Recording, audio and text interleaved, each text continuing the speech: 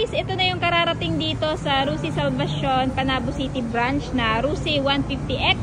So this one guys is 149.6cc, dual overhead cam, 4 valve, single cylinder, at ito ay liquid cooled na. Ang fuel tank capacity nito is 5.3 liters na kaya daw umabot up to 52 km per liter. Pero it may vary pa rin guys sa throttle hobby ng driver. Pagdating naman sa kanyang wet weight, this one is meron 118 kilograms.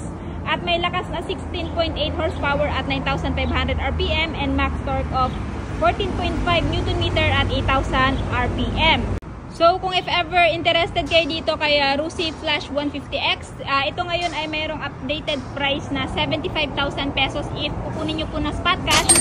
Pero kung gusto nyo naman ng hulugan, down payment is 4,000, tapos yung monthly sa 3 years ay 3,400 less rebates na 300, so magiging 3,100 na lamang po. At ito po ay available dito sa Rusi Salvacion, Panabo City branch. So ano yung masasabi nyo sa motor na to guys? Comment down below.